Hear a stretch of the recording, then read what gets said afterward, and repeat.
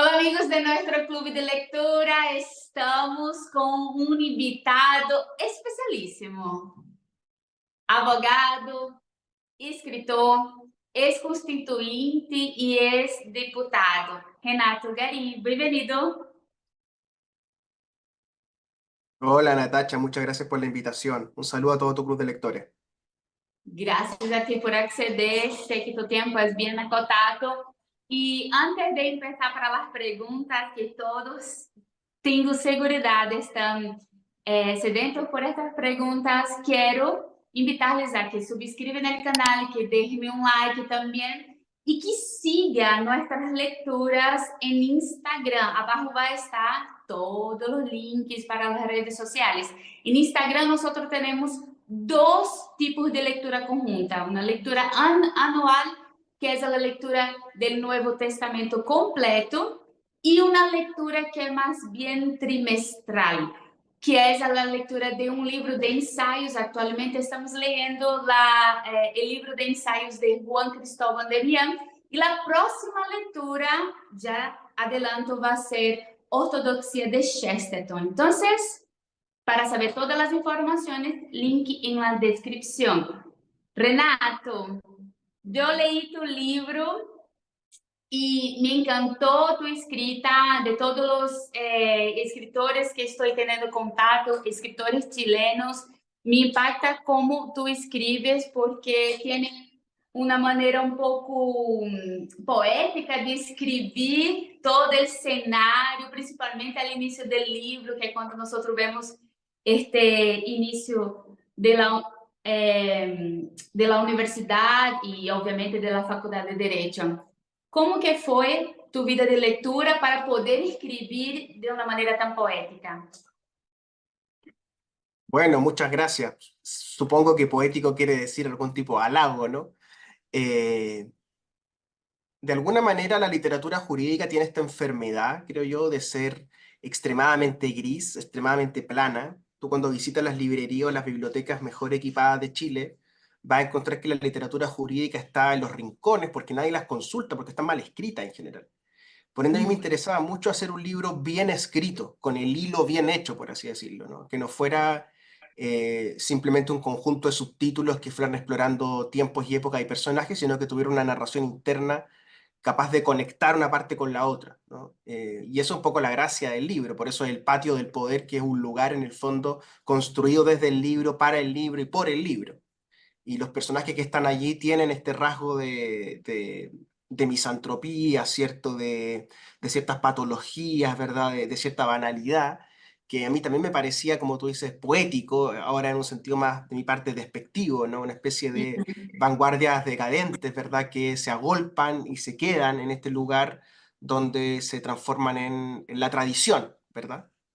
Sí, no, cuando digo poético, en el sentido que tú describes bien, por ejemplo, cómo que era este patio al inicio de la facultad, cómo los hombres se vestían, cómo se manejaban las redes de influencia, y vas describiendo de una manera tan, eh, tan lúcida que uno se mete adentro. Entonces es mucho más do que una lectura dura, y podría serlo incluso porque estás describiendo la historia de una facultad. Se supone que no tiene un sabor especial al leerlo, pero disfruté.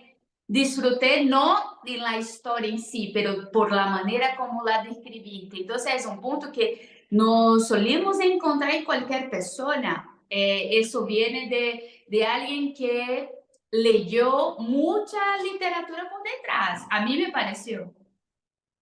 No solo la literatura de revisión bibliográfica, digo, literatura de los clásicos mismo.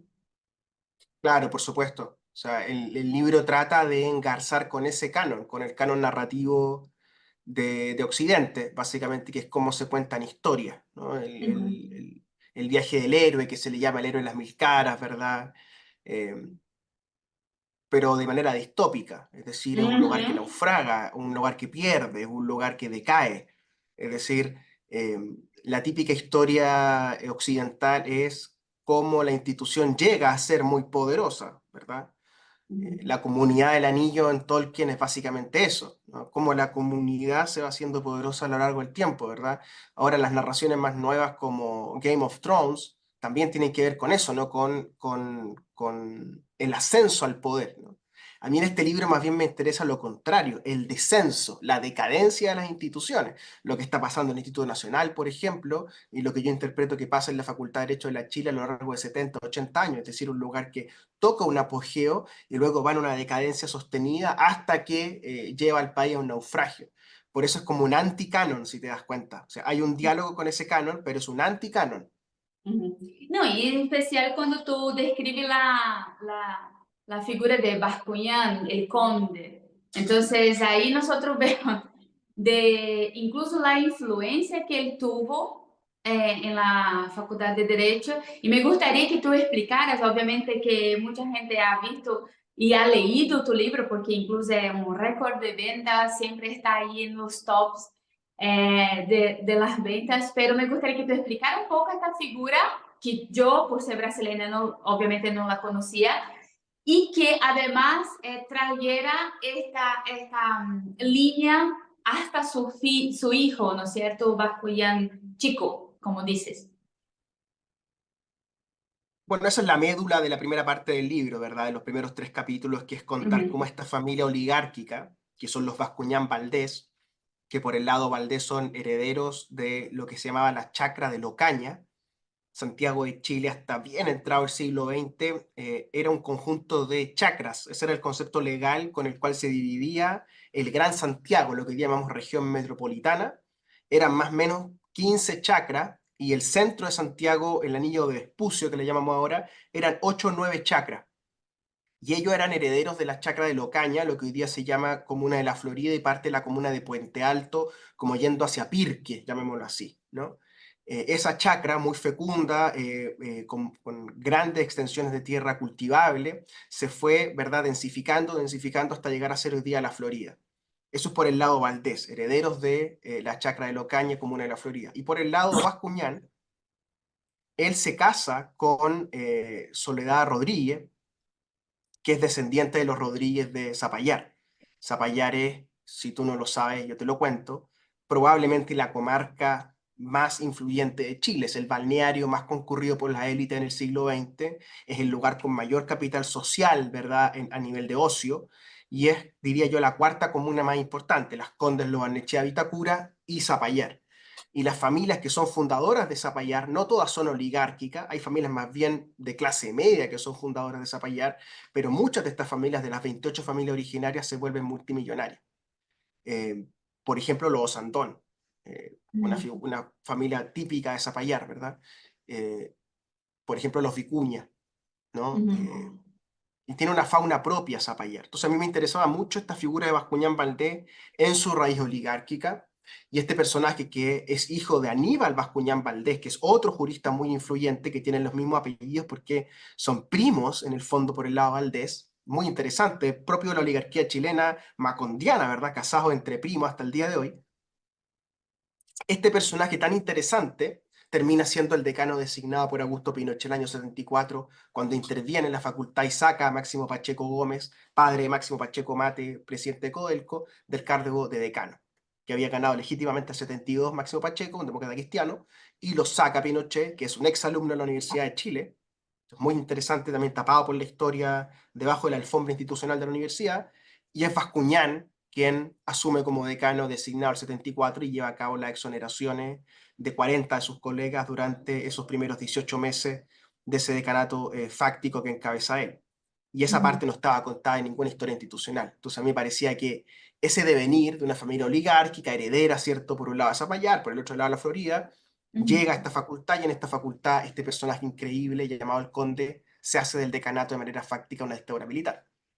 Sí, incluso en la página 310, al final, tú rememora los años de... curiosamente, sin embargo, no apareció ninguna fotografía en la época atenida, diciendo de los 50 años ahora de la conmemoración, que sería entre 74 y 76, que sería este decanato facto. Entonces, ¿por qué, a tu juicio, no aparece esta figura y no es para la tele, para los matinales, no es interesante mostrar que Bascuñán fue un decanato de FACTI, de 74 a 76.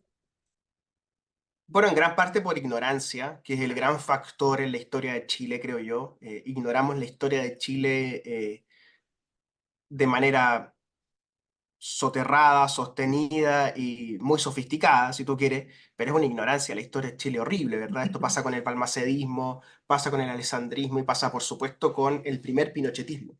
El primer pinochetismo, que es de carácter nacionalista, donde hay un enfrentamiento interno entre gremialista y nacionalista, es muy distinto del último pinochetismo cuando Pinochet entrega vestido de civil el año 90, ¿verdad? Es decir, estamos ante un movimiento cultural que cambia su fisonomía en la época de la dictadura y que primero es nacionalista. Y esa primera marca, ese enfrentamiento entre nacionales y gremiales, es lo que estamos discutiendo sobre el 74 y el 76. Cuando Antonio Bascuñán, más bien un gremialista, asume este decanato, no hay registros que estén en la Universidad de Chile de manera pública, no hay registro prácticamente en los diarios, hay muy poca información que yo tuve que recopilar de las personas que quedan vivas de la época, que confirmaron, ¿verdad?, que Bascuñán asume el decanato durante 18 meses entre el 74 y el 76. Y luego él mismo, esto es muy curioso, él mismo 22 años después, es electo decano ahora democráticamente porque Pablo Rodríguez Grez, abogado de Pinochet, profesor de civil, nacionalista, deja la candidatura por tomas de los estudiantes y se va a lo que hoy día no es el desarrollo. Y esos 20 años en que Bascuñán sale del decanato y vuelve al decanato, opera el olvido institucional. Hugo Rosende, que después sería un ministro muy influyente de Pinochet, toma ese lugar de ser como el Drácula de este palacio de Pío IX con Santa María, y por supuesto cuando Bascuñán vuelve a ser decano, ya la historia se había olvidado y entonces queda el registro de ese último Bascuñán, ¿verdad? Igual que el último Pinochet, que la historia se termina olvidando. No, a mí me pareció de verdad un 1984, reescribiendo la historia, porque cuando tú dices que, por ejemplo, y ahí está en todos los matinales, la noticia de que fuiste exonerado por una persecución al salir el libro El Patio del Poder, yo pienso, están reescribiendo la historia a la 1984. Me pareció eso. ¿Te pareció también? Lo que pasa es que la técnica del olvido no se trata de reescribir la historia, sino de que nadie la escriba.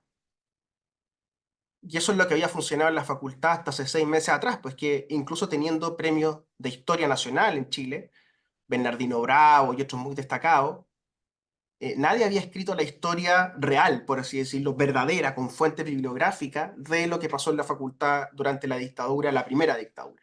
Entonces, ¿por qué fuiste funado? ¿Entiende? Había... ¿Por qué Claro, porque fue? el problema es escribirlo, o sea, ponerlo por escrito te desencadena la crítica ad hominem, porque en el fondo lo que tratan de hacer es decir, mira, este tipo no es confiable, por ende lo que él ha escrito no es confiable.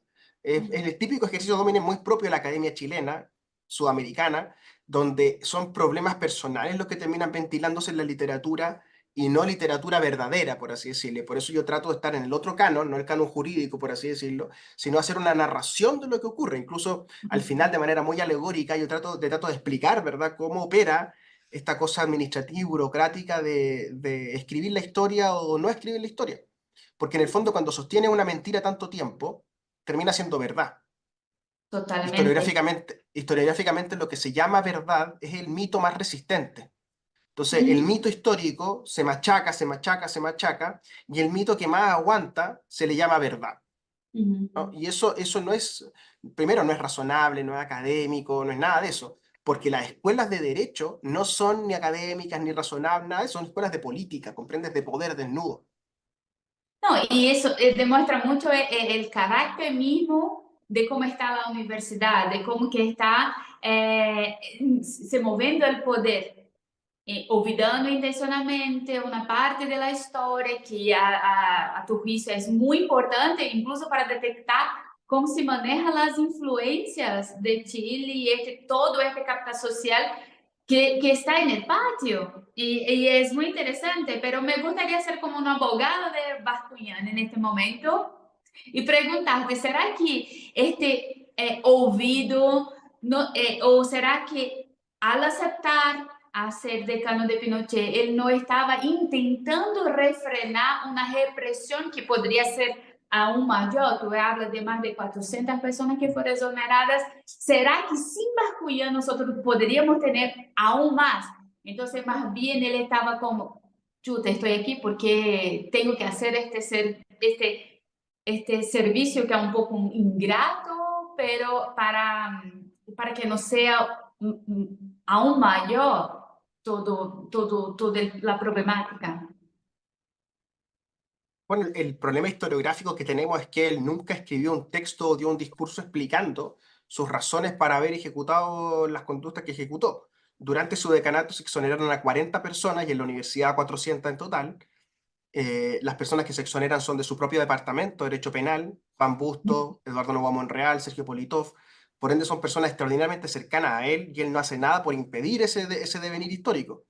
Hay un cierto aprovechamiento, creo yo, de él y su familia de ese rol de decanato al principio, y la verdadera razón por la cual queda fuera del esquema de poder, pienso, es que no lo incluyen en la Comisión Ortúzar para redactar la Constitución, como sí incluyen a Luz Bulnes de Zapallar, como sí incluyen a Alejandro Silva Bascuñán, eh, por ejemplo, ¿no? Entonces yo creo que él queda fuera de la repartición del poder interno en la dictadura y por eso termina saliendo del decanato, porque él renuncia al decanato del 76.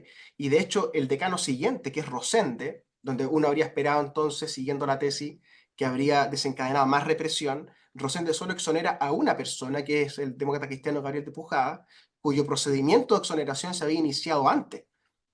Por ende, 40 contra 1, ¿te das cuenta? Uhum.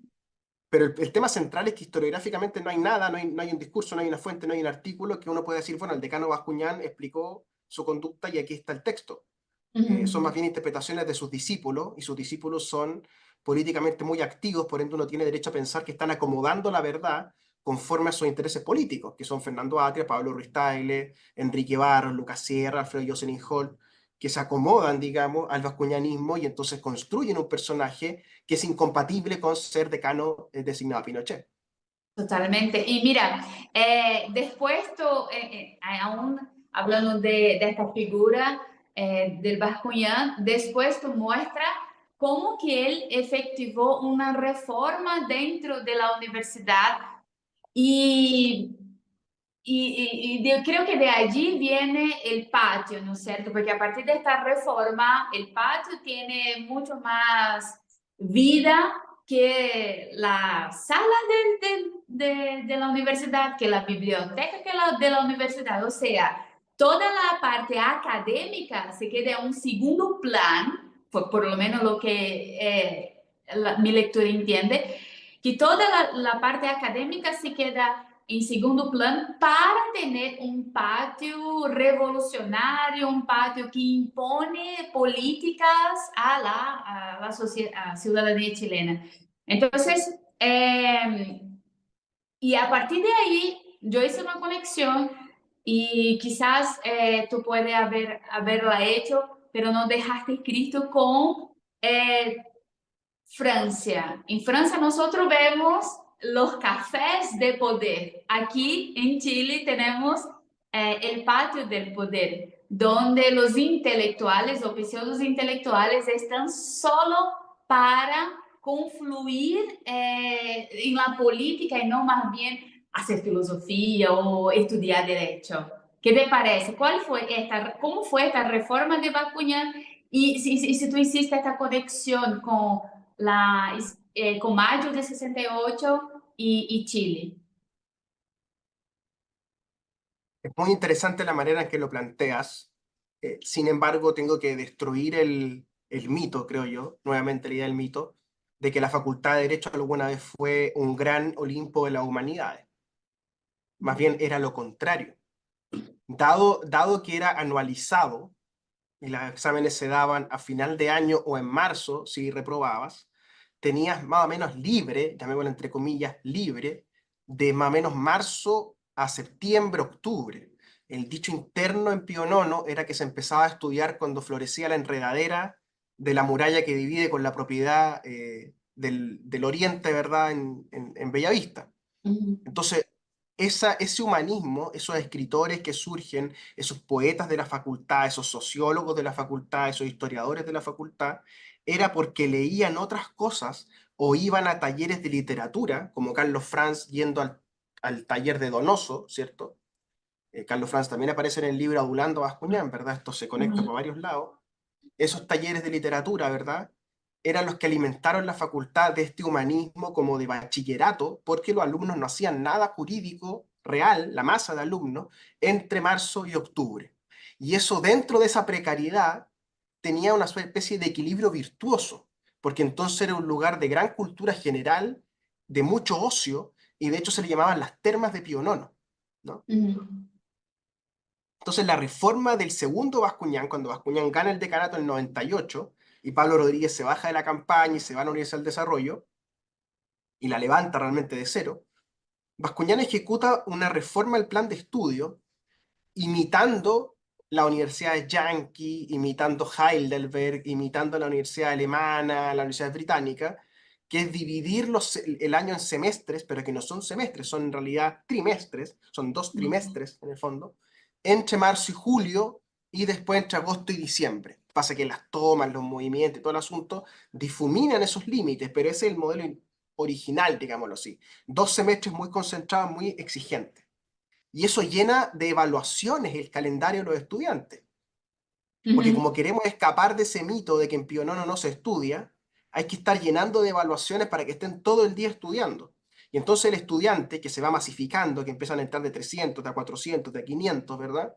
ujú, Empieza a adaptarse, Natacha, empieza a adaptarse a esa semestralización, a esa evaluación constante y comienza a abandonar la sala de clase y se empieza a encerrar sobre sí mismo en una lectura permanente de calentar materia, ¿verdad? De última hora de estudiar para la noche anterior, para el examen siguiente, etcétera. Y en esa dinámica es el patio el lugar donde empieza a construirse la socialización del siglo XXI y, por supuesto, en Internet. Porque por muy bascuñán que haya sido, mucha reforma y muchos errores que se hayan cometido, el factor central aquí es la socialización a través de Internet, que permite entonces este nuevo estudiantado, ¿verdad?, del siglo XXI, ya no ir a clases y igualmente estar muy conectado con la universidad. ¿Comprende? Y ahí está el origen de los colectivos políticos nuevos, ¿verdad? De este postmarxismo, de los gramscianos de izquierda, ¿verdad? Y por el otro lado, las juventudes de derecha que empiezan a articularse. entiendo. Eh, pero ahí ves, obviamente, como un decaimiento, un descenso de la intelectualidad y que obviamente va a llegar a personas como Fernando Atria, que és um discípulo, em tu livro demonstra como que é Fernando Atria e como que ele se torna um discípulo de Bakuyan, está dentro desta ala. E aí, não sei se tu que estás dentro percebe este descenso acadêmico desde a reforma hasta chegar a seus discípulos, se é perceptível isso dentro de toda a literatura jurídica y de la producción que está ocurriendo. Sí y no, porque son procesos tan difusos que adjudicárselo a un grupo de personas es un tanto injusto. Sin embargo, ellos son muy influyentes. Yo te diría que son el clan más influyente del derecho chileno actual, el vascuñanismo, que va Uhum. desde Fernando Atria, Lucas Sierra, Enrique Barros, Pablo Ruiz Tagle, ¿verdad? Zapallar, en fin, muchos discípulos, la Universidad Adolfo Ibáñez, la Universidad Austral por otro lado. Es decir, hay muchos, muchos profesores de derecho que están influenciados por esta gente. Porque además el Uhum. profesor de derecho, ese oficio tan curioso, se ha masificado grandemente en Chile. O sea, hay muchísimos profesores de derecho porque hay muchísimas escuelas de derecho. Pero la Uhum. decadencia es bien evidente. La literatura jurídica ha caído muchísimo en su nivel. Hay una paperización, es decir, el jurista escribe papers, ya no escribe libros, y los libros que publica son compendios de papers. Hay otros que hacen informes en derecho y luego los presentan como papers. Por ende, hay una decadencia en el sentido literario de la doctrina jurídica, primero. Y luego, claro, el fenómeno que yo analizo del capítulo 5 en adelante es la penetración inédita, pienso yo, por su fuerza y su amplitud, ¿verdad? Que es la Uhum. teología de la liberación en la izquierda universitaria, ¿verdad? Que es lo que termina funcionando como última vanguardia rumbo a la Convención Constitucional y al gobierno de Gabriel Boric. Sí, totalmente. Y además que en el capítulo 5 lo que me encuentro particularmente interesante es que a distinción de otros teóricos, de otras personas que hacen esta revisión bibliográfica y que intentan mostrar la historia, tú haces una conexión muy íntima de las creencias, de la teología que está por detrás de Fernando Atria y sus discípulos, y con el personaje Fernando Atria, porque que hoy en día los autores hacen completamente una separación, una distinción como si no influyera. Y aquí yo siempre estoy diciendo en el canal, todo es teológico, todo parte de la conceptuación de la teología que tienes, de la manera con que fuiste criada, y obviamente que parte de un concepto de Dios. Aunque Fernando Atria se denomine, incluso tú escribiste este gnóstico, pero ¿cuándo te diste cuenta que era importante entender Bascuñán, o entender Fernando Atria a partir de su teología? Bueno, la primera manifestación que yo veo es muy temprano, cuando yo era estudiante de Derecho, en la creación de una especie de grupo de acólitos que leían los textos de Fernando junto con él en reuniones de ayudantes. Y el Mm, uso de esta figura del ayudante como una especie de acólito que ya estaba en Bascuñán de manera laica y ahora está en Atria de manera militante y escolástica, y una escolástica atriana, ¿no?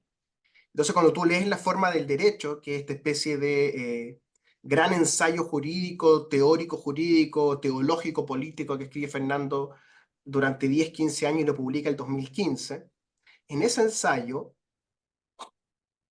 Atria se alimenta sostenidamente de teólogos de izquierdas, tanto europeos como Henry Mackay, ¿verdad? Juan Luis II el uruguayo y otros más, para vincular teológicamente las concepciones de Carl Schmitt, Donoso Cortés y otros más con el proyecto escatológico de izquierdas, ¿verdad? Es lo que llamamos en Sudamérica teología de la liberación y culturalmente se le llama jesuitismo, que yo encuentro un poco injusto con los jesuitas porque sí. no todos los jesuitas son liberacionistas y no todos los liberacionistas son jesuitas, ¿verdad? El liberacionismo también tiene una pata protestante, una pata dominica. Por ejemplo, Herbert Mackay, el irlandés, es dominico, de hecho, Gutiérrez, el peruano, no era jesuita. Sí. Hay muchas patas del liberacionismo, ¿verdad? Por ende, adjudicárselo a los jesuitas es un poco injusto. Y en la literatura de Atria empiezan a aparecer muy claramente las siembras de la teología de la liberación, ¿verdad? El concepto del reino de Dios, ¿verdad?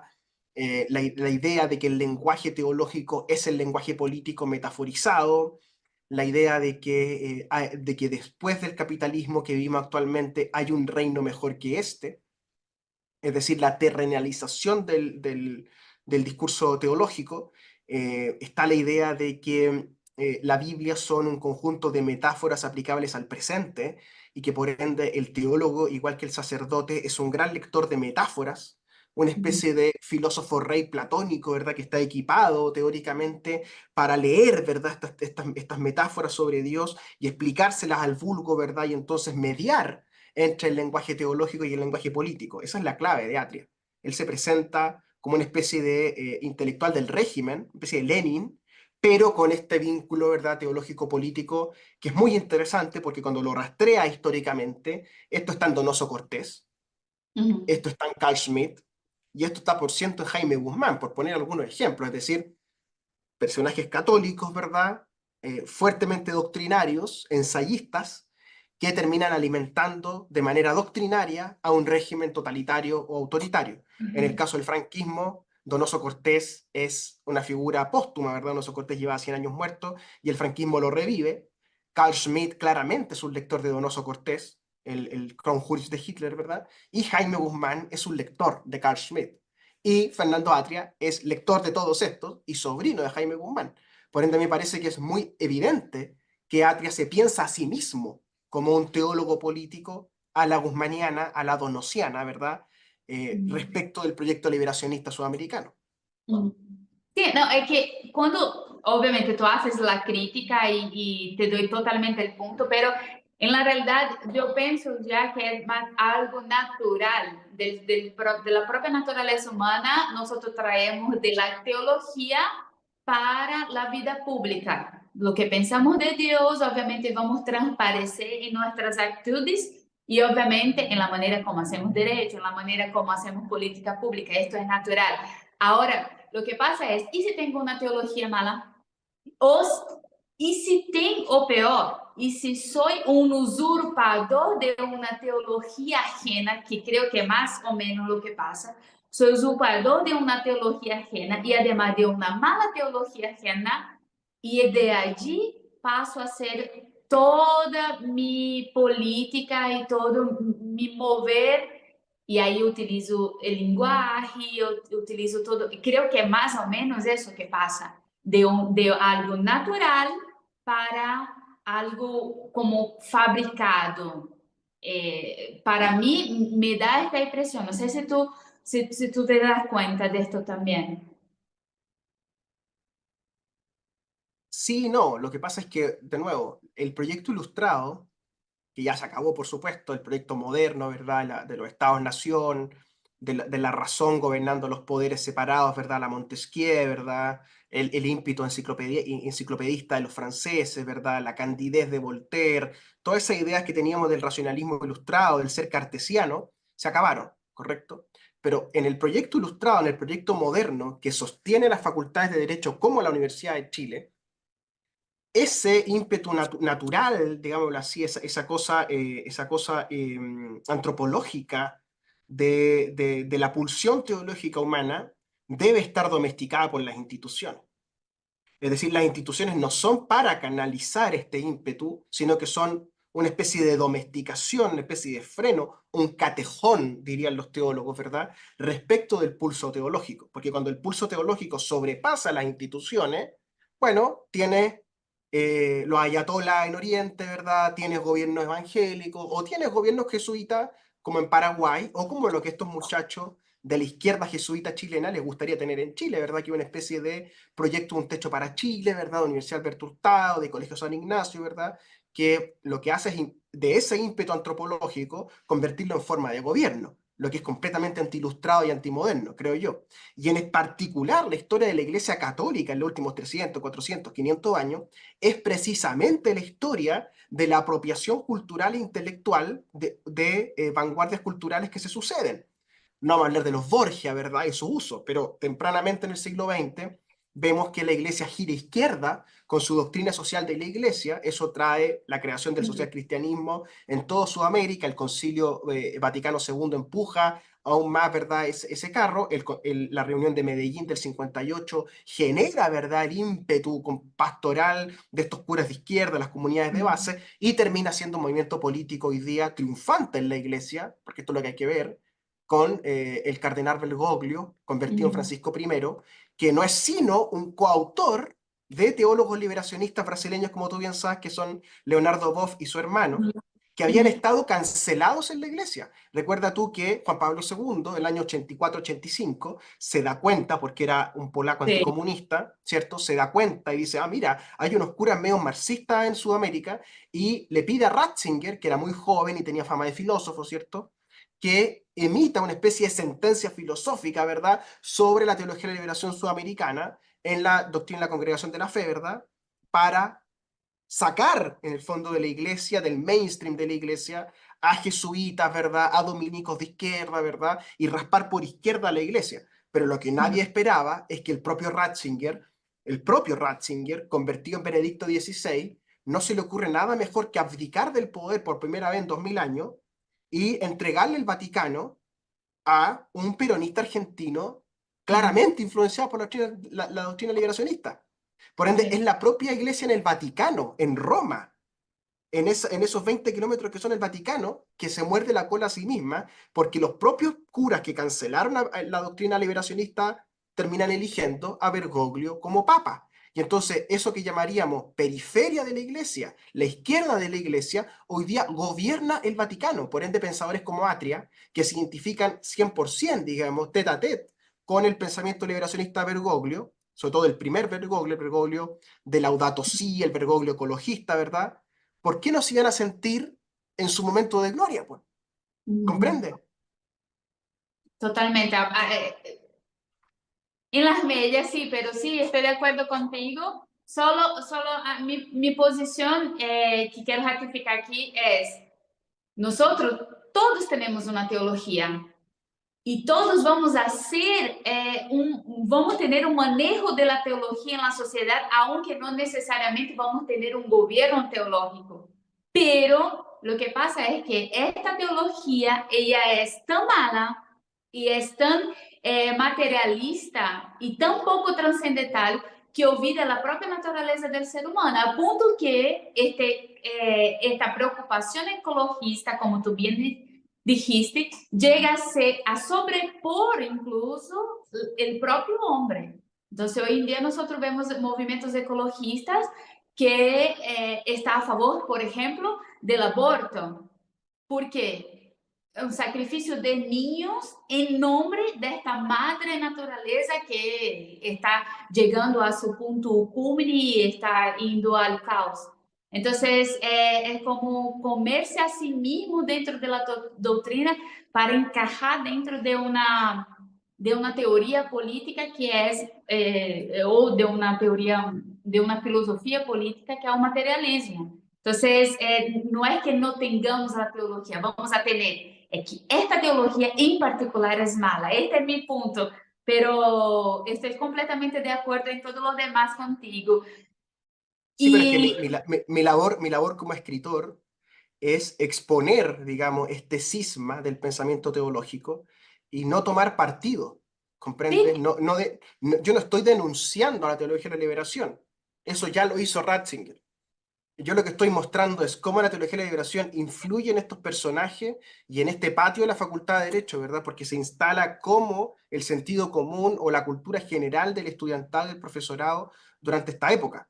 Y probablemente ellos te dirían que las otras teologías son falsas y son materialistas, ¿verdad? Y critican al Opus Dei, a Schoenstatt y etcétera, ¿verdad? Porque toman partido, pero mi labor hacia el lector no es tomar partido, po, no es decirle lo que tiene que pensar, es decirle, mira cómo influyen esta idea en los dirigentes políticos, ¿verdad? Que creo yo no entienden bien lo que significa una teocracia. Las teocracias son precisamente esos sistemas de gobierno donde los postulados teológicos funcionan como sentidos comunes del hacer político, ¿no? Y por eso lo que vemos en derivas como Javier Milei, Bolsonaro y otros, es que terminan abrazándose al pensamiento evangélico precisamente por falta de teoría política.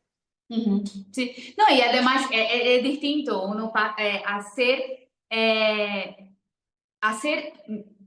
es un sentido contrario. Una cosa es tú imponer la teología de la liberación a partir de proyectos de leyes y otra cosa es tú ver lo que está en la sociedad, está vigente y de allí hacer las políticas públicas. Es un poco distinto. No, Bien, pero pero es que ellos, ojo, de nuevo, en la mejor lectura posible de Bergoglio, de todos estos teólogos, ellos pondrían en duda esta separación entre una esfera y la otra, porque en último término, ellos remiten a una ontología comunitaria. sí. ¿Comprendes? Lo que hay en último término son comunidades de base entregadas al pastor, entregadas al cura, en entornos de pobreza, ¿verdad? Etcétera.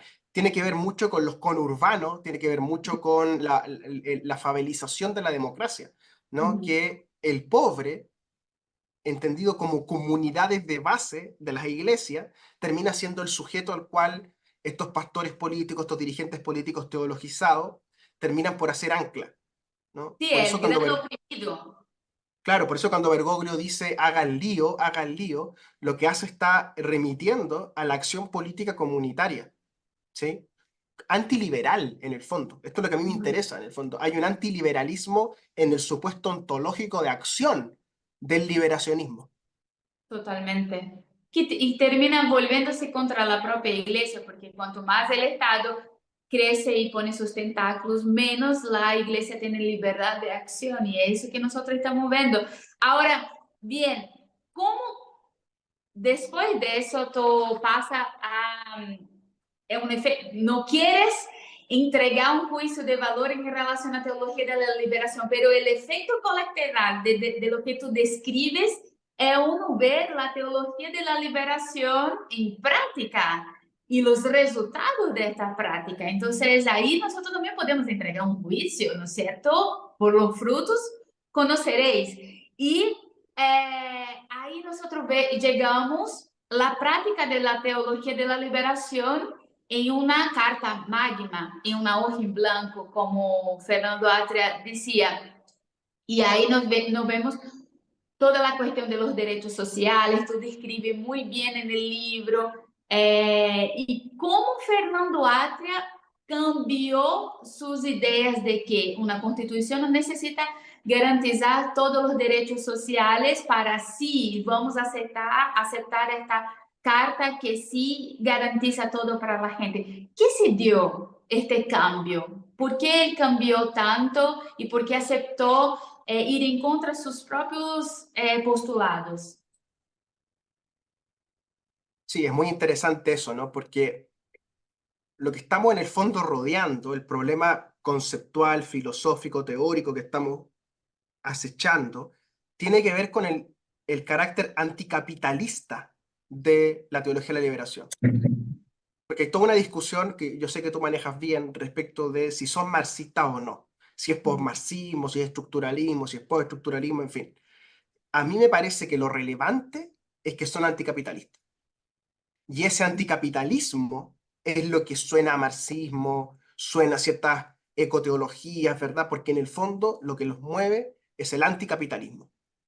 Y esa primera brocha sobre la muralla te explica, creo yo, buena parte del devenir de la izquierda chilena y latinoamericana, que es que bajo esta influencia teológica del catolicismo de izquierda ha ido volviendo a coquetear con el anticapitalismo, ¿no? Y eso aparece muy claro en la obra de Atria. La obra de Atria es claramente una especie de guiño católico al anticapitalismo. O sea, no deja de ser católico, pero le hace el guiño a la izquierda marxistas, materialistas, ¿verdad? Incluso más allá del marxismo. O sea, esta insatisfacción, este déficit, dice Atria, ante la experiencia capitalista tendría que venir a ser solucionado con el pulso escatológico, ¿verdad?, del reino de Dios en la tierra, que sería materializado, ¿verdad?, a través de las constituciones políticas. Es decir, las constituciones políticas son algo así como evangelios que el pueblo se da a sí mismo para buscar la emancipación respecto al capitalismo. Así interpretar la historia, ¿no? Entonces, la convención para él es en el fondo un acontecimiento, ¿verdad?, en el cronos temporal, ¿verdad? Un ayón, ¿cierto? Una interrupción del cronos que le permite a él mismo poner en práctica esto que hemos descrito en teoría, es decir, ser el filósofo rey de la Convención Constitucional, ¿no? Ser este Carl Schmitt, este Guzmán, este Donoso, que es capaz de interpretar el momento teológico y traducirlo en leyes y en constitución política y en reglamentos constitucionales, ¿no? Porque su interpretación respecto de su misión, una palabra clave, ¿verdad?, en la idea del mundo de los jesuitas, la misión jesuita, ¿verdad?, sería entonces canalizar este deseo, este pulso, este momentum del pueblo chileno, ¿verdad?, en la Constitución. Esta es la interpretación teológica de lo que vimos en la Convención. Y entonces él y su grupo, porque no es solo él, también es Cristian Viera, un hombre que se sale del seminario para ser sacerdote, otro teólogo de la liberación, incluso más desnudo que Fernando en su concepción teológica del mundo, Amaya Alves, otra católica también que giró izquierda, y Jaime Baza, los cuatro empujan este sentido, ¿no? En el sentido de que se requieren grandes juristas, sacerdotes, que interpreten el momento teológico para convertirlo en constitución política. Y para hacer eso, Atria tenía que interpretar a las mayorías de la convención, lista del pueblo, ecoconstituyente, feminista, etc. Y por eso él acomoda su teoría, que está en la forma del derecho, su libro, para la convención. Y entonces Fernando, por ejemplo, se oponía en su libro a que los jueces decían sobre derechos sociales, cosa que yo encuentro razonable oponerse. Menos estos jueces, como la jueza Vivanco va a estar solucionando el tema de las ISAPRES, ¿verdad? Sería absurdo. Bueno, en Chile ocurre eso. Fernando estaba en contra de esa idea, pero vaya, cuando hicimos la constituyente, él estaba a favor de la judicialización de todo lo judicializable en el mundo. Después, en sistema de gobierno, él propone un parlamentarismo muy curioso, que Carl Schmitt, por ejemplo, criticaba tempranamente en el 25 como la expresión más propia de la burguesía, como esta idea de la conversación permanente, ¿cierto? Y que todo se soluciona conversando en grandes salones y votando leyes, ¿verdad? Fernando supone que estaba en contra de esa idea y va y propone parlamentarismo en la Convención Constitucional. Y así por delante. ¿Por qué? Porque este impulso teológico, que yo en el libro lo llamo entusiasmo, ¿verdad? Siguiendo esa idea kantiana del entusiasmo, deja de lado los conceptos intelectuales y se lanza en este sentimiento, en este arrojo, que es más propio de la experiencia teológica, más propio de la religión que de la política, ¿no? Y ahí es donde está en el fondo su fibra de fanatismo. ¿Por qué Fernando Atria parece como un fanático? Por esta idea, porque hay un arrojo en él, incluso contra sus propios conceptos.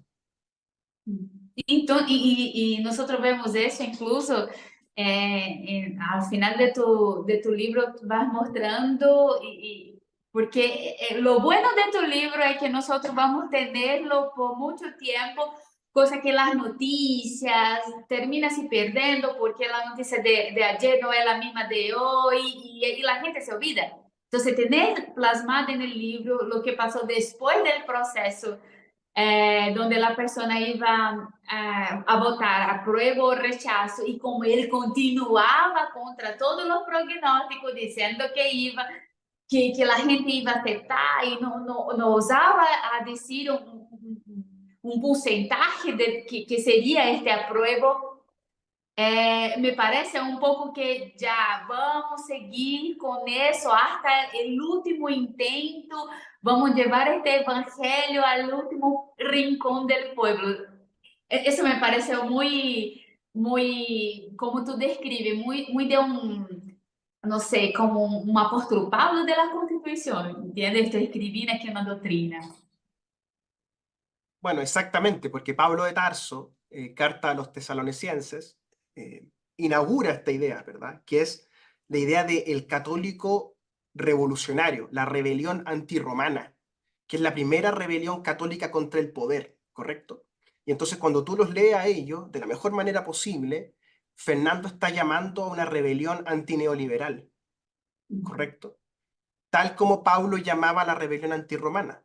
Claro, uno puede decir, se apropia, sí, pues, pero es que esa es la historia de la teología, la apropiación conceptual de época en época para este tipo de utilizaciones.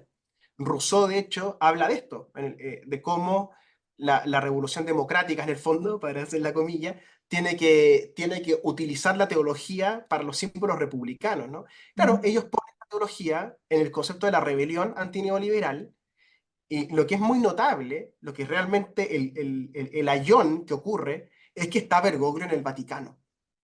¿Comprende? Y entonces se junta Convención Constitucional, Fernando Atria en el mainstream, con Bergoglio en el Vaticano. Por ende, para el jovencito, que es el muchacho al cual le dirijo el libro en el fondo, ¿verdad? El cabro que está recién entrando a estudiar Derecho, la cabra, ¿cierto? Que tiene entre 18 y 25 años, que se puede ver seducido por estas tribus, ¿verdad? Por estas congregaciones de acólitos, a tener ojo, ¿cierto? Porque en el fondo trabajan para el teólogo, para que el teólogo brille o el teólogo fracase. ¿Comprende lo que te digo? Entonces, hay algo de narcisismo en este ejercicio pastoril. No sé, me doy a entender, es decir, son pastores narcisos los que conducen esto. Y claro, pastores narcisos tienden a fracasar, ¿no? Y además que es una mala interpretación de apóstol Pablo, porque en ningún momento de la Biblia, de los escritos de apóstol Pablo, él está invitando a ponerse en contra del poder de Roma. Él está diciendo, mi único salvador es Dios, es Jesús, no es César. Entonces, cuando Roma está Pero tú diciendo conoces toda esa línea de literatura que hay, que es la izquierda paulina, digamos. é uma mala interpretação, porque incluso a apóstolo Pablo em Romanos 13 diz que nós devemos submeter a las autoridades. Incluso há uma mala, e isso também dá para uma mala interpretação, porque vamos submeter a qualquer custo a las autoridades? Não. Vamos submeter enquanto estas autoridades foi dejarnos manejar dentro de nuestra propia creencia. Entonces, si la autoridad pide que yo va en contra a mi creencia, obviamente tengo que ir en contra, Pero enquanto eso no for efectivo, yo tengo que someter a las autoridades. Entonces, en un momento, Pablo fue en contra a Roma. Y muy por lo contrario, Roma no persiguió a Pablo. Quien persiguió a Pablo fue los propios judíos, sus conterráneos, porque él justamente estaba ahí entregando a Jesucristo como Salvador y ellos todavía esperaban el Mesías. Entonces tenía un juego político de los judíos. Entonces,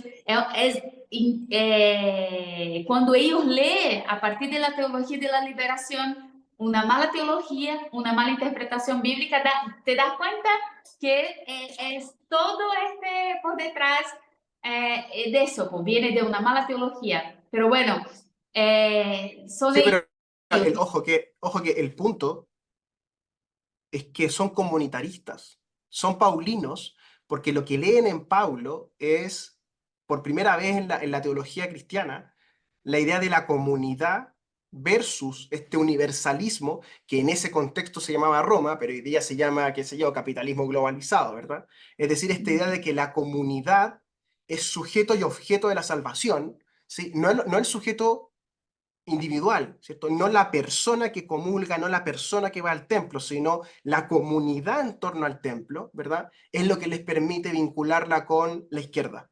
La idea de que el partido político, la comunidad de base, ahora lo llaman el territorio, ¿cierto? Ese grupo en torno al objeto de la fe, por así decirlo, se puede oponer, puede ser un objeto de rebelión contra ese poder universal, ¿verdad? Que claro, en Paulo se llamaría Roma, pero en estos otros, en Gutiérrez, ¿verdad? En Segundo, en Atria, en Bergoglio, en Boff, ¿verdad? Por ejemplo, se llamaría capitalismo, egoísmo, ¿cierto?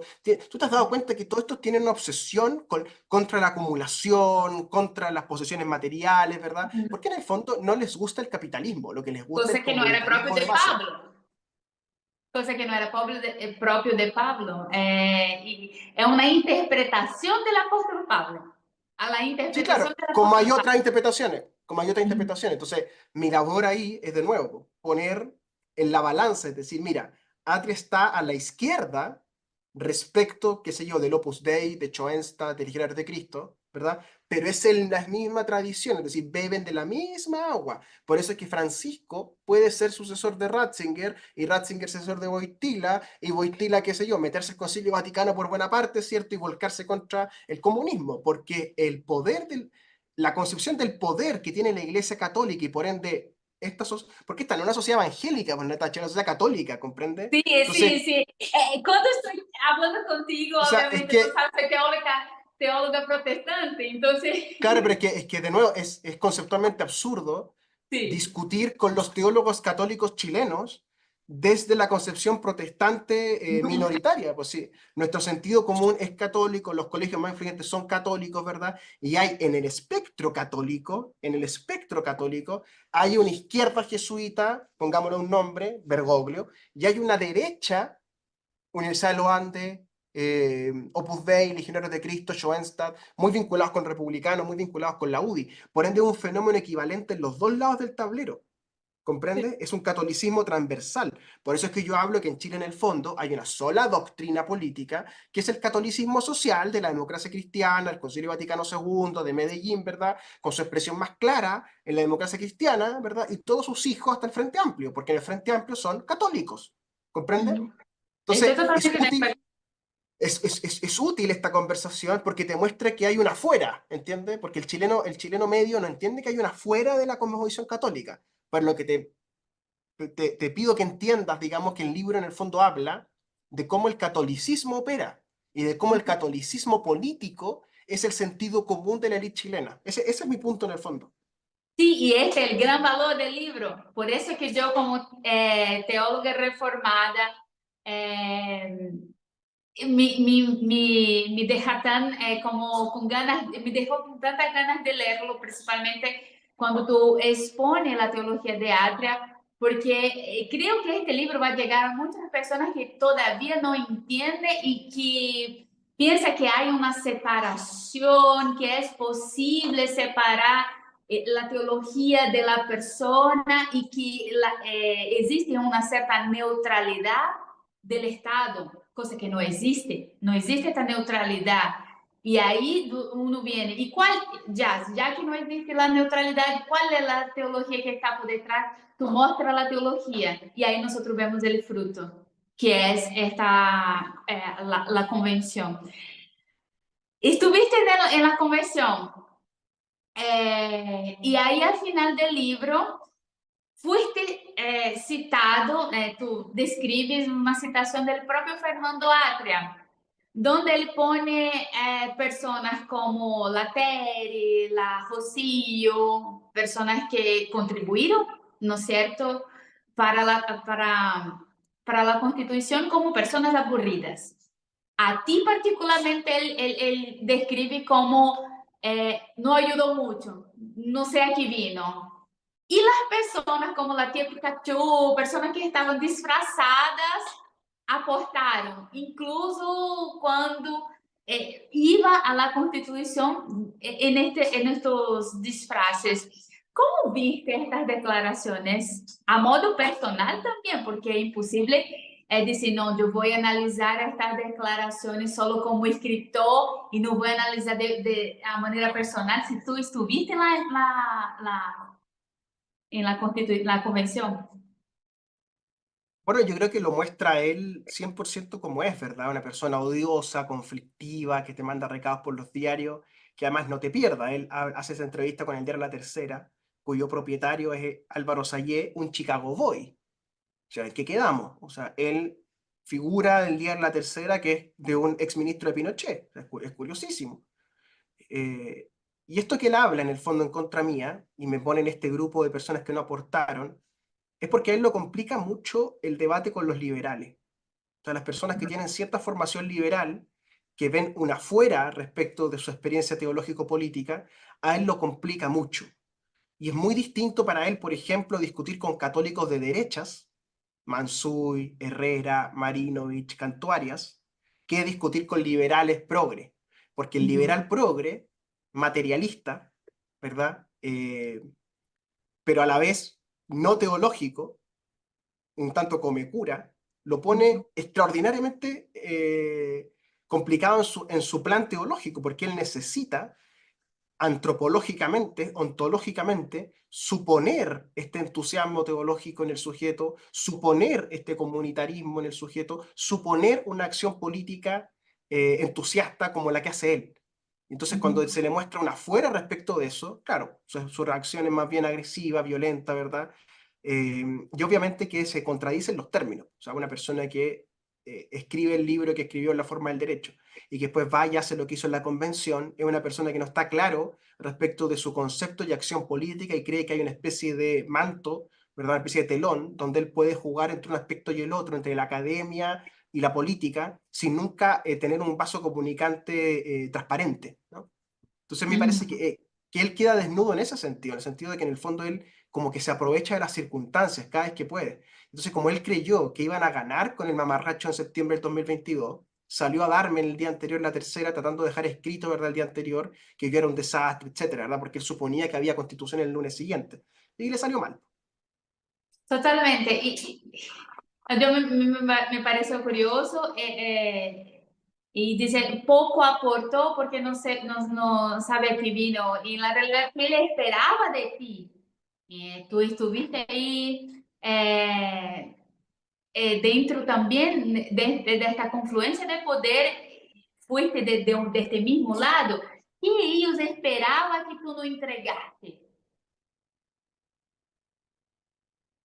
Bueno, lo que él busca en el fondo son acólitos, es decir, personas que le entreguen su conciencia a lo que él determine, ¿no? Y muchas personas en la convención hicieron eso. De hecho, en el libro yo explico cómo su casa fue utilizada como centro de reuniones y asadito y cosas, precisamente porque él quería adueñarse de la letra chica del proceso y timbrar página por página lo que se escribía en la Constitución. Y como yo no le di la pasada en eso, y fui un opositor del día uno, pero desde el lado, digamos, de quienes queríamos nueva Constitución, él no tenía punto de referencia. Entonces, no le quedó más que el ataque personal, todos estos episodios lamentables de la piñata y otros más, ¿verdad? Donde se muestra una acción política agresiva, violenta, resentida, odiosa, ¿verdad?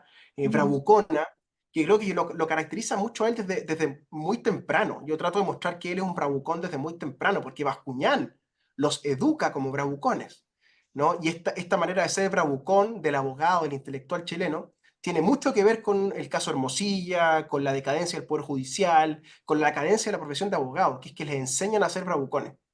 Y eso está en Fernando muy presente, es decir, como un teólogo bravucón. ¿Cuál sería el rol de la Constitución dentro de la economía? Bueno, lo primero es que debería ser una constitución mínima, debería empujar al control del gasto público y debería retomar la tradición liberal de temer de un Estado muy grande, muy amplio. Eso es lo primero. O sea, izquierdas que quieren agrandar el Estado, a mí me parece una contradicción en los términos, digamos, porque el marxismo habla precisamente de abolir el Estado porque sería, compañero, un instrumento de la burguesía para aplastar al proletariado. Entonces, ahora ver a los marxistas enamorados del Estado es a lo menos curioso. Como liberal, yo pienso que la ley de presupuesto es más importante que la Constitución. Esto es muy importante, es decir, cómo se gasta la plata en el día a día en el Estado es mucho más importante que el marco teórico que inspire la Constitución. En Chile se habla de que tenemos un Estado pequeño, de que sería poco menos que la Corea del Norte en neoliberalismo, y eso no es verdad. Chile tiene un gasto público de 80.000 millones de dólares, lo que es una fortuna realmente al año. Van a los 90.000 en el próximo presupuesto, lo que es una locura para un país tan chico como este, y no ve solucionar los problemas centrales de la sociedad: vivienda, educación, salud, pensiones, por nombrar los cuatro problemas centrales. Por ende, la Constitución es ante todo un mecanismo de control del gasto y hacer que ese gasto sea eficiente. Y cuando se pierde ese concepto, el resto deviene irrelevante, como dice Atria. Piensa tú que llevamos tres proyectos: la Constitución de Bachelet 2016, el Mamarracho 2022 y el Mamarracho de Republicanos 2023, y en los tres quedaba más o menos igual la ley de presupuesto. No se tocaba la repartición del dinero, porque en el fondo la ideología única, el partido político único que existe en Chile, es el partido del gasto público. Por ende, cualquier discusión institucional de la constitución, del parlamento, de la forma de gobierno, tiene que partir de la idea de que hay que gastar mejor la plata, porque no puede ser que Chile gaste tanto dinero y no solucione ningún problema. Muy bien, pero ya, tú tienes esta visión más liberal de la economía y me encuentro de acuerdo con tu posición, pero ¿por qué entonces votaste en Boric siendo que él prometía revisitar los gastos públicos e incluso aumentar los impuestos? Esta era su promesa de campaña y aún así votaste en él. Bueno, porque al otro lado, en estas democracias donde hay que votar por el mal menor, se nos presenta un José Antonio Cast más teológico que los teólogos de izquierda. Él sí que está influenciado por una teología conservadora muy, muy notoria, su forma de vida lo muestra de manera clara. Un corporativismo de derechas, porque no es liberalismo lo que él planteaba tampoco, con ciertos rasgos moralistas, como de una especie como de tutelaje moral que me parecía intragable, ¿no? Y claro, el devenir de Gabriel Boric, yo sabía muy bien que iba a ser lo que ha sido, es decir, él iba a abandonar las posiciones más radicales de su programa y iba a tratar de imitar a la concertación. Lo que pasa es que lo hace muy mal, ¿comprende? Pero si Chile volviera al rigor fiscal que tuvo con Ricardo Lago, al superávit fiscal que tuvo hasta Ricardo Lago, si achicara la deuda pública, si achicara el gasto público, si eficientara el gasto social, yo creo que la centroizquierda volvería a tener un proyecto. Pero esa diada entre la izquierda frente amplista jesuita y la derecha Opus Dei legionaria, que es republicano, me parece que el pensamiento liberal queda entre dos problemas, queda como en la película El Gringuito, el pichó la caca, digamos. Y es bien desagradable que los balotajes y las segundas vueltas en Chile pareciera que van a tener esa configuración, que terminamos eligiendo entre jesuitas y Opus Dei, ¿no? Sí, cuando hablas de un mal menor entre una persona que está efectivamente en el plan de gobierno diciendo que va a aumentar el Estado y una que está por lo menos prometiendo, no sabemos cómo iba a ser, ¿no es cierto? Porque uno puede prometer muchas cosas y después no cumplirlas. Pero, y una que está prometiendo por lo menos que da lo mismo, no sé, pero ahí son posiciones personales. Y hoy en día, tú me dijiste no, pero yo he visto varias entrevistas donde dicen que Boric tiene mucha vida útil en la política y que va a continuar siendo candidato, probablemente, el próximo candidato de la izquierda, así que pueda. Eh, ¿Tú votarías nuevamente en él?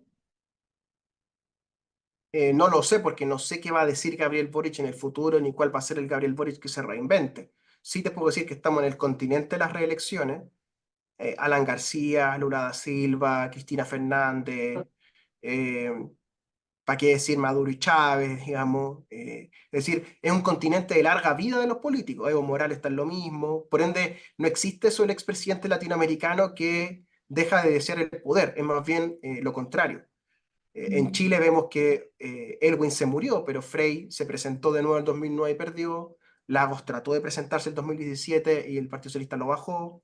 Bachelet ya fue presidenta 2 veces y se habla de la tercera vez. Piñera fue presidente 2 veces y falleció, pero se especulaba que buscaría una tercera vez también. Por ende, lo normal sería que Gabriel Boric siga buscando la presidencia de la República como lo hicieron sus predecesores. Y en él mismo hay una especie de vocación de candidato permanente. Por ende, lo más anticipable es que vamos a ver otras versiones de Gabriel Boric en el futuro con otras coaliciones, ¿verdad? Y otra manera de llegar al poder, porque su vocación es esa, ejercer el poder, tener el cargo y sentarse en la cabecera de la mesa, ¿no?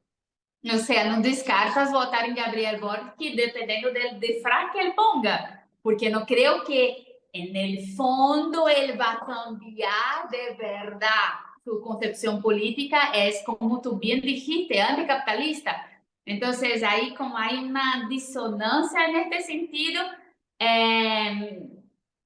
bien, ahora, ¿quién sería dentro de los actores políticos que nosotros tenemos ahí? Evelyn Matei, Johannes Kaiser, propio Cash, las personas que están más bien a la derecha, que tienen esta idea más liberal de la economía. ¿Cuál de estas tú te identificarías más?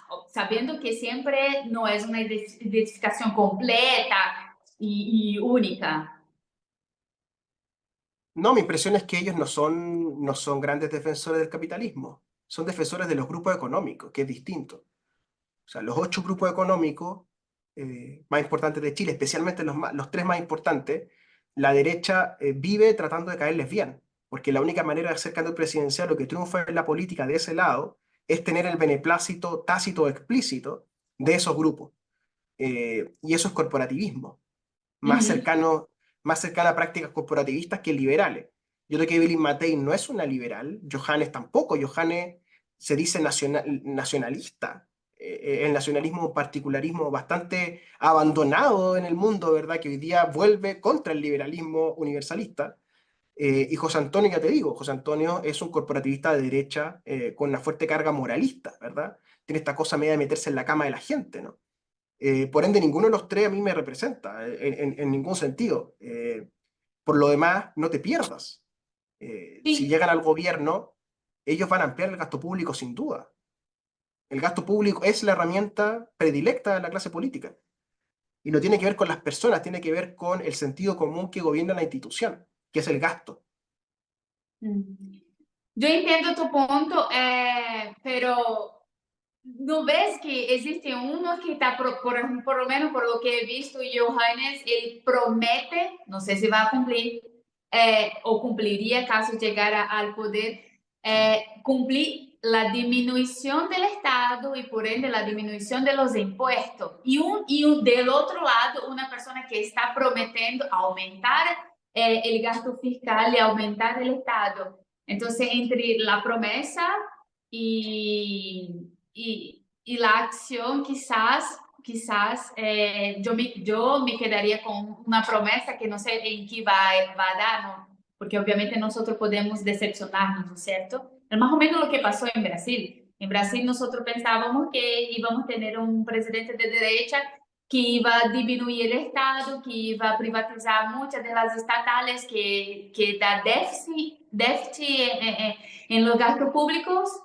Y no, más de 160 estatales que podía haber sido privatizada por Bolsonaro no lo fue en 4 años. Entonces, bueno, pero había una promesa. Del otro lado, había una promesa completamente distinta e incluso un hecho histórico completamente distinto. A futuro nosotros vamos a tener una promesa y un hecho histórico, que Gabriel Boric hoy en día un hecho histórico. Entonces, no sé, quizás daqui a 4 años vamos a ver nueva concepción tuya, Renato, porque obviamente a las personas cambian. No, lo que pasa es que lo que yo no comparto contigo es que tú tienes una visión pastoral de la política. A mí esto del líder, lo que prometa o no prometa el dirigente político, a mí me parece irrelevante. Porque el dirigente político, en último término, no es el que toma las decisiones. El presidente no es el que decide la estructura del presupuesto, ¿comprende? Por ende, lo que prometa o no promete la campaña electoral es equivalente a lo que el pastor grite en el templo, ¿comprende? Porque no estamos siguiendo un pastor, es un Y lo sistema que sé, gobierna. y lo Es un sé. sistema que, entonces es un sistema que gobierna a través de las instituciones y las personas se adaptan a esas instituciones para quedarse dentro de las instituciones. Por ende, se puede llamar Johannes Kaiser, Bolsonaro, pone el nombre que quiera, pero se tiene que sentar arriba de la misma máquina. Y tengo yo la impresión que aquellos que proponen o prometen que van a bajar el gasto público no entienden bien cuál es la dinámica en la que se meten al proponer eso. Briones lo intentó, Felipe Larraín lo intentó. ¿Tú crees que Piñera, un empresario amante de la eficiencia, no iba a intentar achicar el gasto y ejecutar mejor gasto público? Por supuesto que lo iba a intentar. Todos lo intentan de alguna manera. Marcel, cuando era banquero central, hablaba contra el déficit. Entonces, no es un problema de que la persona que elegimos tenga convicciones y sea coherente, no. Eso es el pastor, eso es el cura, es el sacerdote. El pensamiento liberal, que al menos a mí me interpreta, es distinto. Es decir, el Estado es una maquinaria que tiene vida propia y que hay que saber controlarla con leyes e instituciones. No elegir a un hombre predestinado, ¿verdad? Que con las fuerzas del cielo, con la hermana, ¿verdad? O con la Yuyito, o no sé con quién, va a achicar el Estado por misión divina. No funciona así. Sí, ¿Comprende? totalmente. Estoy Y totalmente de es acuerdo porque, contigo. porque lo que subyace a eso, insisto, es un pensamiento antimoderno, que es la idea del pastor. El pastor convertido en dirigente político. Y eso en buena hora no existe, porque eso camina al ladito de los ayatolás, al ladito de los atria, ¿verdad? Al ladito de las fuerzas del cielo de Milei. Y la Total- democracia moderna, al menos la que yo creo, no funciona así. Funciona en base a un sistema que tiene que tener límites y que todos los años hay que aprobar un presupuesto de la nación. Y eso lo aprueban de izquierda a derecha, buscan las votaciones. Totalmente. Tú crees que la derecha de Kaiser o de Kass se opone en las partidas y en las glosas a ampliar el gasto? Al revés, se sienten triunfadores porque le sacan plata al Estado en programas políticos. Estoy de acuerdo contigo a medida que sí, no existe un salvador mesiánico, pero discrepo en el sentido que existe una teoría por detrás que cada persona carga, ¿no es cierto? Y si yo ya tengo un trasfondo que ya es más de aumentar el Estado, aumentar el gasto público, entender que existe un Estado benefactor, que es un poco la teoría de la que está vigente hoy en día. Obviamente que voy a traspasar eso una vez de proponer, por ejemplo, reformas, que el presidente puede proponer reformas, ¿no es cierto? Ahora, continuando para preguntarte, tú en pouquíssimas páginas existe uma diferença entre Keynes e Hayek. Para deixar este ambiente mais tranquilo e amigável. ¿Cuál de los dos para ti te parece bien como trasfondo teórico? A mí me interesa de nuevo lo mismo, tratar de mostrar que hay neo-keynesianos en la izquierda chilena y supuestamente neo-hayekianos en la derecha chilena. Y es muy interesante que en Fernando Atria hay ensayos sobre socialismo hayekiano, ¿no? Es que es muy influyente hoy día en Europa, ¿no? La idea de una izquierda hayekiana que a partir de los órdenes espontáneos de Hayek blinda entonces con estatalismo ese orden espontáneo muy ejemplificado en Atria en los colegios privados, ¿verdad? O subvencionados que reciben tutelaje estatal, ¿no? Entonces, no es cierto que haya una izquierda simplemente keynesiana y una derecha hayekiana, porque también hay izquierda hayekiana, como Atria, y derechas keynesianas, como Diego Chalper, que quieren más gasto público y políticas contracíclicas, ¿no? Es decir, que el Estado gaste más contra el ciclo económico, es decir, contra el pensamiento austriaco, en el fondo. Eh, por ende, no es verdad que la derecha sea hayekiana y que la izquierda sea keynesiana, primero.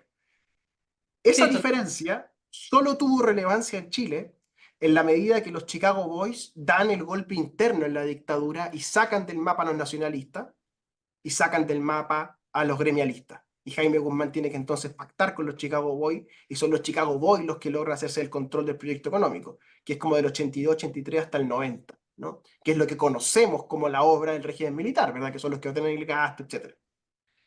Ellos traen a Chile a Friedman y a Hayek, y entonces casan a Hayek con la dictadura, ¿no? Cuestión que a Hayek después le costó bastante caro, se lo reprocharon muchas veces, ¿no? Pero Chile abandona eso. O sea, lo que me interesa mostrar es que Chile abandona el pensamiento, entre comillas, neoliberal o el pensamiento neoclásico, como se le viene a llamar ahora, y abraza más bien la socialdemocracia de derecha e izquierda, ampliando el gasto público en 35 años a niveles insólitos, a niveles de deuda de 40 puntos. Entonces no es cierto, te das cuenta, de que hay una izquierda con Keynes y una derecha con Hayek. Eso puede ser cierto en Buenos Aires, ¿sí? Pero de nuevo, ahí la clave en Buenos Aires tiene que ver con un Milei libertario y un Bergoglio liberacionista. Entonces, lo que los toca para acá es el reflejo de esta pelea entre el Vaticano y Buenos Aires, ¿verdad? Porque Bergoglio le está reclamando en el fondo a Milei el recorte del gasto y Milei le imputa a Bergoglio las políticas peronistas que nunca criticó a los kirchneristas. Pero en Chile la discusión es otra. La discusión tiene que ver con el partido único y el gasto público. Muy bien, me parece muy lúcido cuando tú dices que realmente el problema es un poco transversal de la derecha que está, ¿no es cierto? ¿Y cuál sería de que está hasta ahora? Quizás pueda tener otra solución. ¿Y cuál sería esta solución que tú piensas? ¿Cuál que sería una solución para Chile? O si no, no vamos a tener, ¿no es cierto? Quizás hacer lo mismo que los venezolanos, irse nomás. No, aquí la situación es distinta porque nuestro territorio durante ya 5 siglos ha sido muy importante estratégicamente. ¿Comprendes? Por ende, no vamos a ser abandonados a nuestra suerte nunca, para bien o para mal. Somos un territorio tutelado. Chile era un territorio inca, esto a los hispanistas no les gusta, pero los incas llegaron hasta el Maule y tenían probada presencia hasta San Bernardo en Chile. Por ende, no es cierto que los españoles fundaron esto de cero y la guerra con los araucanos. Es una gran metáfora, pero aquí gobernaban los incas. Primer imperio. Segundo imperio, los españoles. Tercer imperio, los británicos. Cuarto imperio, los yanquis. Y hoy día Chile está entrando en su quinto imperio, que es el imperio chino. Claramente Santiago y sus principales recursos naturales y estratégicos están siendo comprados por intereses chinos, empresas público-privadas chinas que vehiculizan los intereses del Partido Comunista Chino. Por ende, cualquier solución a 50 años, a 100 años de Chile, tiene que ver con este nuevo régimen imperial que no va a ser breve. O sea, el imperio de los Estados Unidos duró 70 años, China no va a durar 70 años, China va a ser mucho más largo porque se mueven en conceptos mucho más largos. Por ende, lo que viene en Chile es eso, es la adaptación de nuestro rol tutelar sudamericano con el imperio chino que va a gobernar probablemente este lado del mundo sin contrapeso. Parece un poco apocalíptico la cuestión. Renato, en honor a tu tiempo, me gustaría... Apocalíptico porque es teológico, ¿no? El Apocalipsis es un libro de la Biblia, ¿no? No, apocalíptico en el sentido que existe un fin trágico, ¿no es cierto? No, no, no No, me no me veo. parece trágico, no me parece trágico, es lo No que te- es nomás. entiendo. Eh, bueno, Renato, un gustazo tenerte. Tú eres Un una de placer, las muchas gracias. lúcidas dentro, una mente lúcida dentro de la izquierda y me parece bueno este diálogo. Tu libro, encantada con tu escrita, quiero leer otros libros tuyos y cuénteme, ¿para dónde vas? ¿Qué vas a hacer? ¿Cuáles son los próximos pasos? Bueno, te recomiendo el libro El fracaso, que está por Catalonia, que trata sobre la Convención Constitucional en específico, sesión por sesión, todo lo que fue pasando. Y ahora estoy con Planeta trabajando en otro libro que puede ser como un sucesor del Patio del Poder, que trata de mi generación política, que va más o menos desde el año 2000 hasta el 2021, desde el mochilazo del 2001 hasta la elección de Gabriel Boric. Muy bien, me parece ótimo. Y vamos a tener reseña del Pacto del Poder aquí. Va a ser súper interesante. Vamos a conversar mucho sobre este libro todavía. Y muchas gracias por haber accedido. Sé que tú tienes un tiempo escaso, eres una persona gigante en Chile y amablemente te pusiste a disposición para estar con nosotros, así que te lo agradezco en español, por favor, muchísimo. Chao, chao, Muchas gracias amigos. a ti. Aprendo mucho contigo, Natacha. Muchas gracias. Muchas gracias a todos que estuvieron presentes. Déjame un like, suscríbete en el canal y también tienes la lectura conjunta. Vamos a aprender un poco de filosofía política con Juan Cristóbal. Estamos leyendo este libro de ensayos, entonces no te vas a perder de vista este club de lectura. Hasta la próxima. Chao, chao.